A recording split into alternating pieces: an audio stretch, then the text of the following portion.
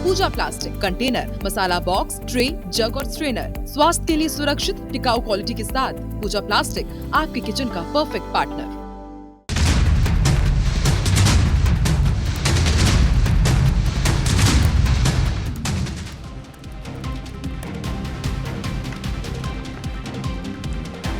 धान खरीदी का क्या हाल है? 36 शहर छत्तीसगढ़ के और 36 रिपोर्टर्स के माध्यम से अलग अलग धान खरीदी केंद्र में हम पहुंच रहे हैं और आप तक पहुंचा रहे हैं कि कैसी व्यवस्थाएं हैं। किसानों को परेशानी तो नहीं हो रही। कुछ शहरों में हमने जाना कि किसानों को कोई परेशानी नहीं हो रही है, व्यवस्थाएं दुरुस्त हैं। पत्थलगांव, कोरिया, ये तमाम वो जगहें जहां पर व्यवस्थाएं अच्छी नजर आ रही हैं। लेकिन दुर्ग, बिलासपुर जैसे बड़े शहरों में धान खरीदी में अव्यवस्थाएं नजर आ रही है। 15 नवंबर से धान खरीदी की शुरुआत हो चुकी है, 10 दिन बीत चुके हैं। फिलहाल 10 दिन के बाद धान खरीदी का क्या हाल है, खरीदी को लेकर किसानों को क्या परेशानी हो रही है, ये हम आप तक पहुंचा रहे हैं। 36 अलग अलग शहरों में अलग अलग धान खरीदी केंद्र में हमारे रिपोर्टर्स मौजूद हैं। ये तमाम वो अलग अलग शहर दुर्ग, बिलासपुर, राजनांदगांव, बीकापुर, कवर्धा, कोरबा, बलौदाबाजार, कोंडागांव, सूरजपुर, बलरामपुर, वाड्रफनगर, नारायणपुर, यानी आपके शहर की धान खरीदी केंद्र तक हम पहुंच रहे हैं और जान रहे हैं कि हाल क्या है। इस बार 160 लाख मीट्रिक टन धान खरीदी का लक्ष्य रखा गया है, लेकिन इस लक्ष्य तक पहुंचने के लिए अभी से किस तरह की व्यवस्थाएं नजर आ रही हैं, ये हम आप तक पहुंचाएंगे। एक तरफ धान खरीदी केंद्रों में व्यवस्थाओं का से जुड़ी ये तस्वीरें आपके सामने, दूसरी तरफ ग्राफिक्स के माध्यम से पूरे आंकड़े हम आप तक पहुंचा रहे हैं ताकि आप भी ये जान पाएं कि क्या आंकड़े हैं, क्या लक्ष्य हैं, क्या व्यवस्थाएं हैं। और इसके साथ जिस शहर में अव्यवस्थाएं नजर आ रही हैं, हम साफ तौर पर इससे जुड़े सवाल भी करेंगे। मैं आपको यह भी बता दूं कि आज दिन भर छत्तीसगढ़ के 36 शहरों में हमारे 36 रिपोर्टर्स आपको बताएंगे कि धान खरीदी केंद्रों में किस तरह की व्यवस्थाएं हैं, क्या हाल है। लेकिन अगर कहीं हाल बेहाल नजर आया तो उसका जवाब जिम्मेदारों से हम इसके आखिर में लेंगे। पंचायती आज इसी मुद्दे पर करेंगे और जवाब लेंगे जिम्मेदारों से। इस वक्त 4 रिपोर्टर्स हमारे साथ जुड़ रहे हैं। जगदलपुर से सुमन यादव हमारे साथ हैं, कांकेर से अमित चौबे हमारे साथ हैं, वहीं कोरबा से हमारे साथ धीरज दुबे और सूर्य प्रकाश चंद्रवंशी कवर्धा से हैं। सबसे पहले मैं सूर्य प्रकाश का ही रुख करती हूँ। कवर्धा में किस तरह का हाल है सूर्य प्रकाश, जरा ये बताइएगा, क्योंकि आपके पीछे लोग जो है वो नजर नहीं आ रहे हैं। क्या वहां धान खरीदी केंद्र की शुरुआत हो चुकी है? क्योंकि कई जगहें ऐसी भी हैं जहां शुरुआत ही नहीं हुई है। सूर्य प्रकाश।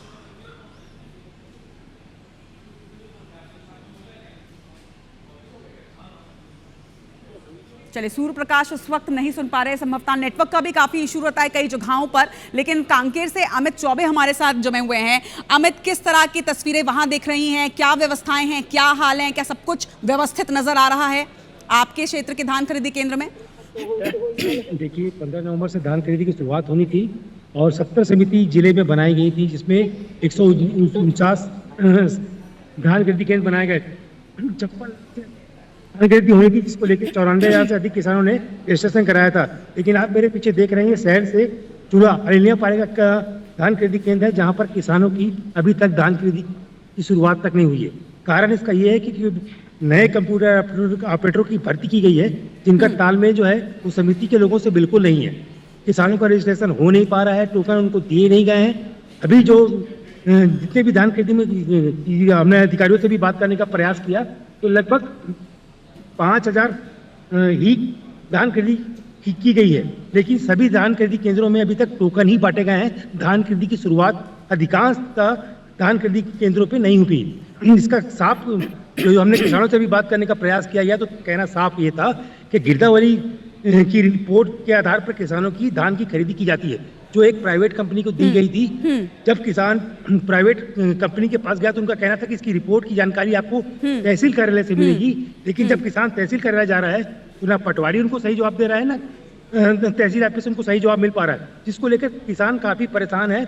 और अभी जो स्थिति बनी है, अगर किसान की दो गांव में अपने उनके खेत हैं, तो अगर एक जगह का भी और 7 एकड़ का रजिस्ट्रेशन कराता है तो दूसरे जगह का उसका नुकसान साफ सामने नजर आ रहा है। तो बहुत सारी समस्याएं जो है वो लगातार दिख रही हैं। किसान काफी आक्रोशित है क्योंकि अभी तक धान खरीदी जो है सही मायने में शुरुआत नहीं हो पाई है। और यही तो हम जानना चाह रहे थे, क्योंकि इसीलिए आज IBC 24 ने इस रियलिटी चेक को किया है ताकि हम समझ पाए, जान पाए कि ग्राउंड रियलिटी क्या है। क्योंकि दावे तो किए जा रहे हैं कि तमाम व्यवस्थाएं तो पहले से कर ली गई हैं, लेकिन अगर 10 दिन के बाद भी अभी भी उस गति से धान खरीदी की शुरुआत नहीं हो पाई तो निश्चित तौर पर ये सवाल है। और आज ये सवाल हम पूछेंगे पंचायती में जिम्मेदारों से। अब जरा जगदलपुर का रुख करते हैं, सुमन हमारे साथ हैं। सुमन, जरा आप बताइए जगदलपुर में किस तरह के हालात है, क्योंकि आसपास के क्षेत्र में इसके पहले भी परेशानियां नजर आई थी, लेकिन अब जब धान खरीदी की शुरुआत हो चुकी है, क्या गतिशील है? 10 दिन का समय बीत चुका है। जी देखिए, आसपास जगदलपुर के आसपास के क्षेत्रों में धान खरीदी केंद्रों में किसानों की समस्या सबसे बड़ी आ रही है, और खासकर टोकन की जो समस्या है, टोकन लेने में वो भारी समस्या आ रही है। और सबसे बड़ी समस्या किसानों ने ये भी बताया, कुछ किसानों से हमने बात भी किया था कि सबसे बड़ी समस्या जो सहकारी समिति के कर्मचारी हैं वो हड़ताल पे चले गए थे, और उनके जगह जो दूसरे जो कर्मचारी आए थे वो उस व्यवस्था को, जो सहकारी व्यवस्था को थोड़ी सी समझने में ना समझ पा रहे थे, और उसी वजह से जो किसानों और उनमें थोड़ी सी दिक्कतें आ रही थी। और यही कारण था कि जो किसान टोकन लेते थे और टोकन दूसरे दिन भी नहीं हो पाता था उनका धान खरीदी। और इस वक्त जो आप मेरे ठीक पीछे भी देख रहे होंगे, ये दरभा का धान खरीदी केंद्र है, और यहाँ पे अब तक धान की खरीदी नहीं हुई है। लेकिन सुमन, सबसे बड़ा सवाल ये भी उठता है क्योंकि बस्तर वो क्षेत्र है जहां पर ट्रांसपोर्टेशन का भी प्रॉब्लम होता है, दूर दूर में वहां पर धान खरीदी केंद्र है, अलग सुदूर क्षेत्रों से वहां पर किसान जो है वो अपना धान लेकर पहुंचते हैं, और ऐसे में जब अव्यवस्थाएं होती हैं तो उन्हें वापस लौटना पड़ता है, जो उनके लिए और ज्यादा परेशानी का सबब बनता है।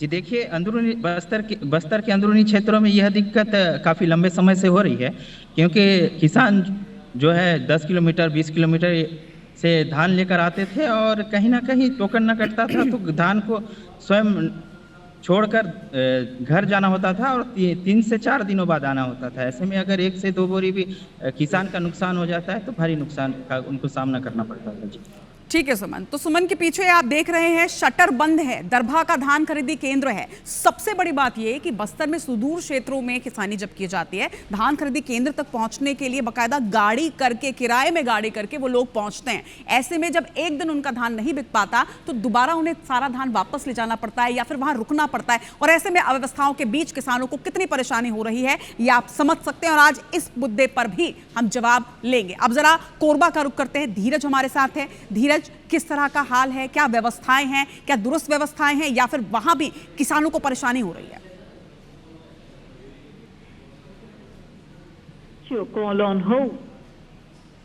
धीरज, क्या आप सुन पा रहे हैं मुझे?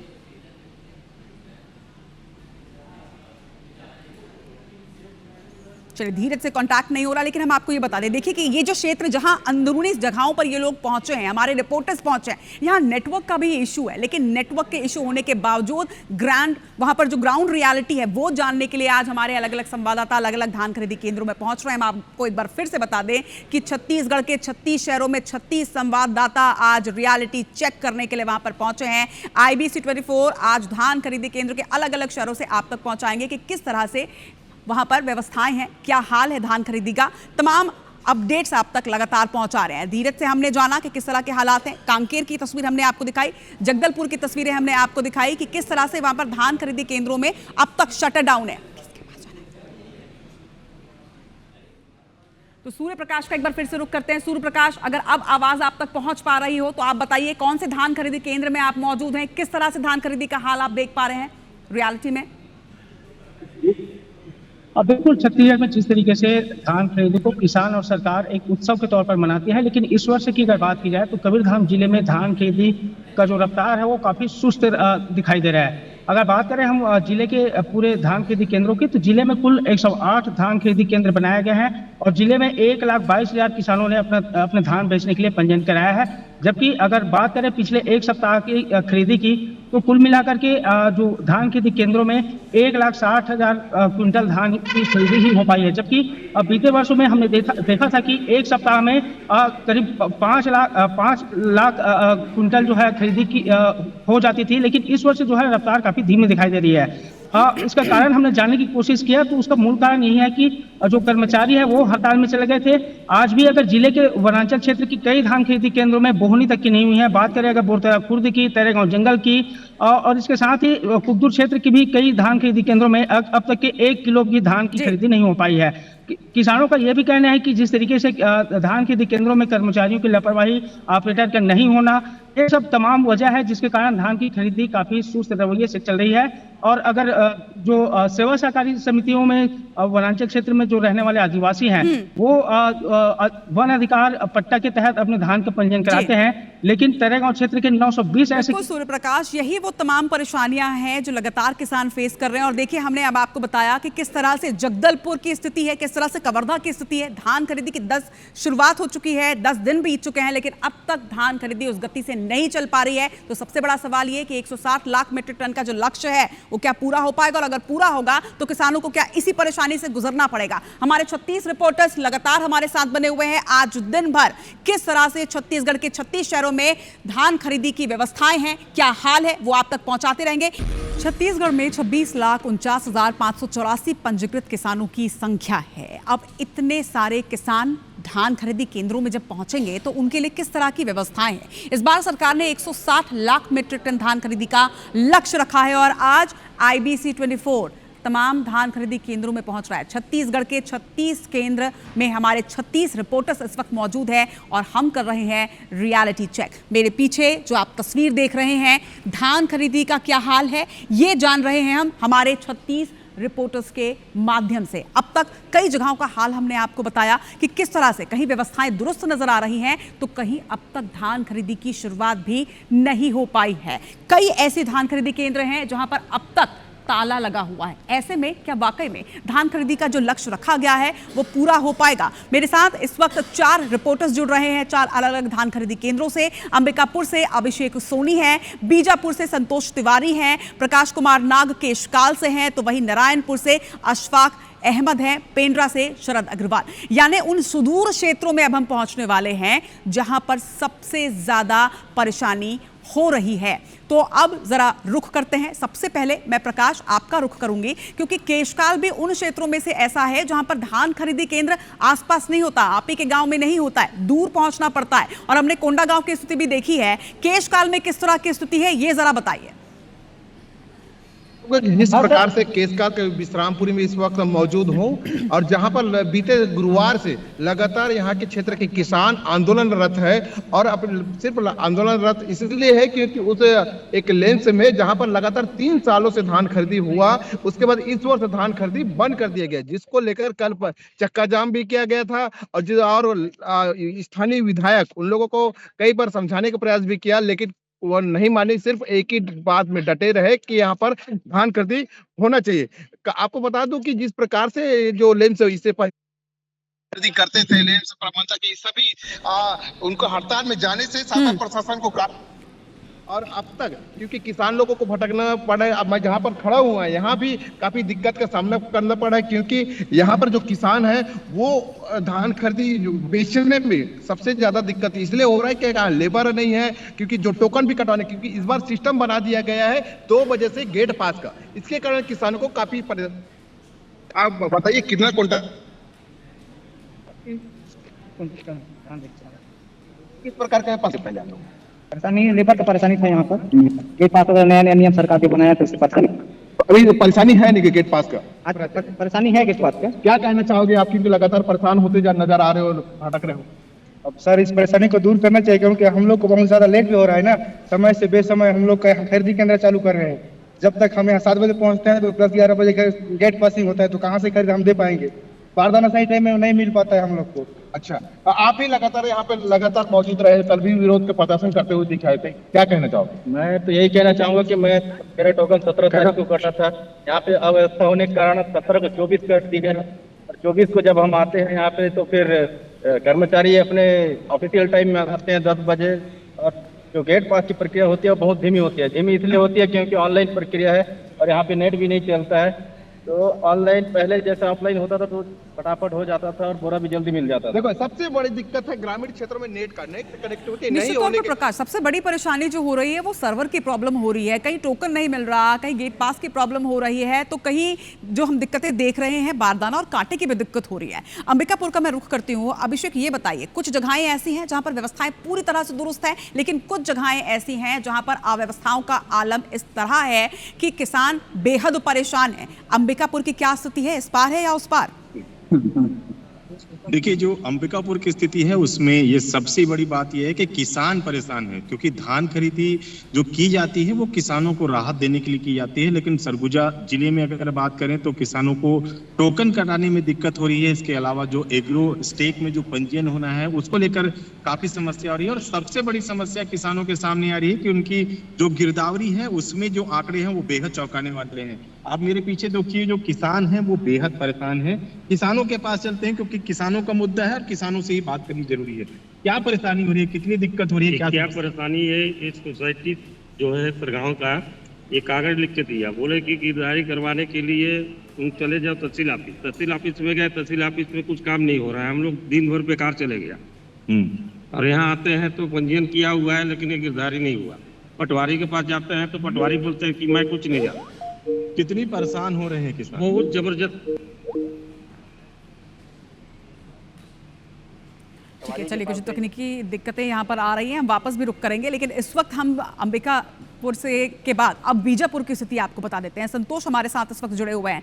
संतोष, किस तरह की स्थिति है? क्योंकि बीजापुर के क्षेत्र में हम तो पहुंचे हुए थे, हमने देखा था कि सड़कों का वहां पर बुरा हाल है, पब्लिक ट्रांसपोर्ट नहीं मिलता, लोग बहुत मुश्किल से अपने घरों से निकलते हैं और अपना धान लेकर धान खरीदी केंद्र किसी तरह से पहुंचते हैं। ऐसे में अव्यवस्थाएं मिल रही हैं, ताले बंद मिल रहे हैं, और कहीं कहीं ताले खुले हैं तो लोग नहीं, कर्मचारी नहीं। देखिए, आपको बता दूं कि बीजापुर जिले में अमूमन अभी जो धान खरीदी है नहीं के बराबर है, क्योंकि इसलिए नहीं के बराबर है, ज्यादातर यहाँ पे दिसंबर की ही खरीदी चालू होता है, क्योंकि यहाँ का जो खेती किसानी जो है दिसंबर के बाद ही धान खरीदी। अभी यदि बात करें तो यहाँ के जो रजिस्टर्ड किसान है लगभग 18,978 किसान है यहाँ पे, लेकिन यहाँ की जो खरीदी है लगभग नवंबर लास्ट या दिसंबर से शुरू होता है। अभी जो खरीदी हुआ है अभी देखते अपन वर्तमान में जो है तुरनार धान खरीदी केंद्र में खड़ा हूं मैं, और वैसे हर साल जो कहीं ना कहीं बोरों का सबसे ज्यादा दिक्कत आता है, धान बोरों का दिक्कत आता है, इसके साथ जो टोकन का भी दिक्कत आता है, लेकिन इस वजह से इस बार किसी प्रकार की परेशानी नहीं हो, इसलिए आज जो है तुरनार जो प्रभारी मंत्री है केदार कश्यप जी तुरनार पहुंचेंगे, यहाँ किसी प्रकार से किसानों से बात भी करेंगे, किसी प्रकार का परेशानी ना हो। लेकिन ज्यादातर जो पिछले साल जो परेशानी आता था, पिछले बार धान खरीदी का बात करेंगे तो पिछले साल बोरा और टोकन का बहुत ज्यादा परेशानी आया था। भोपालपट्टम ब्लॉक है जहाँ सबसे ज्यादा धान खरीद होता है, वहां भी इसी प्रकार का परेशानी देखने को मिला था। लेकिन अधिकतर जो है ना दिसंबर लास्ट में ज्यादा खरीदी का धान जो खरीदी जाते हैं, लेम्सो में पहुंचा जाता है, धान खरीदी केंद्रों में पहुंचा जाता है। अभी बहरहाल लगभग 5,000 क्विंटल ही पहुंचा है, और आज जो है ना तुरनार में जो है धान खरीदी केंद्र पहुंचेंगे केदार कश्यप जी, और वहां पे धान जो अभी ला रहे हैं और वहीं पे दान देने की बात की जा रही है। लेकिन अभी यदि वर्तमान में बात करें, वर्तमान किसी परेशानी को कम देखा जा रहा है। ज्यादातर संतोष, एक जानकारी यहाँ पर दीजिएगा कि देखिए जो सर्वर की प्रॉब्लम हो रही है, जो तकनीकी परेशानियां हो रही हैं वो तो हो ही रही हैं, लेकिन क्या यहाँ पर समिति की जो हड़ताल थी वो खत्म हो चुकी है? उपलब्धता है सभी कर्मचारियों की यहाँ पर, या वहां भी प्रॉब्लम्स फेस कर रहे हैं? जी, आपको बता दूं इसके पहले जो थे, आज से 2 दिन पहले तक का कर्मचारी हड़ताल में थे, जिसकी वजह से कुछ दिक्कतें जरूर सामने आ रहा था, लेकिन 2 दिन के बाद वापस चार्ज लिए हैं, जिससे दिक्कतें अब कम आना चाहिए और कम आने की संभावना है। जैसे आज किसानों से बात भी की तो किसानों का कहना था कि वापस कर्मचारी आ गए, जिसके चलते सभी लंच पर सभी यहाँ के प्रबंधक लोग दुकान खोले, जिसकी वजह से थोड़ा परेशानी कम आ रहा है। जी चलिए, अब बस्तर क्षेत्र का एक और धान खरीदी केंद्र जो कि नारायणपुर में, वहां का रुख करते हैं। अशफाक अहमद हमारे साथ हैं। अशफाक, हम देख रहे हैं कि बस्तर क्षेत्र में खास तौर पर सुदूर क्षेत्रों में तकनीकी परेशानी भी आ रही है। सर्वर का तो इशू है ही, लेकिन इसके साथ और भी कई समस्याएं हैं जिनके साथ में 2-4 किसान हो रहे हैं। आप जिस धान खरीदी केंद्र में हैं उसका नाम भी बताइए, किसान अगर हैं तो बात भी कीजिए, जरा उनकी समस्याएं हम जिम्मेदारों तक भी पहुंचा दें। यह देखिए, मैं इस वक्त नारायणपुर जिला मुख्यालय से लगे हुए महाका धान खरीदी केंद्र पर मौजूद हूँ, और हम मेरे ठीक पीछे देख सकते हैं चारों तरफ जो है पूरी तरीके से सन्नाटा पसरा हुआ है। नारायणपुर जिले भर में 17 धान खरीदी केंद्र बनाए गए हैं, जिसमें 11,500 के आसपास जो है किसान जो है इसमें रजिस्टर्ड है। और आपको बात बता दूं कि जब 15 नवंबर को धान खरीदी की शुरुआत जब की गई थी, जब बोहनी होनी थी, जब शुरुआत की गई थी, उस दौरान भी हमने धान खरीदी केंद्रों का मुआयना किया था, जिसमें अमूमन लगभग जो धान खरीदी केंद्र थे उनमें ताले लगे हुए नजर आए। मुख्य कारण ये था कि जो स्टाफ है वो हड़ताल पर चले गया था, लेकिन हड़ताल से लौटने के बाद अभी जो स्थिति देख पा रहा हूँ, यहाँ पे भी कुछ खास व्यवस्था मुझे नजर नहीं आ पा रही है। यहाँ अब तक बोहनी नहीं हुई है और किसान आ रहे हैं, बराबर टोकन कटाकर जा रहे हैं। और प्रबंधन का कहना है कि जो इस महीने का जो आखिरी सप्ताह होता है, इस दौरान किसान पहुंचते हैं।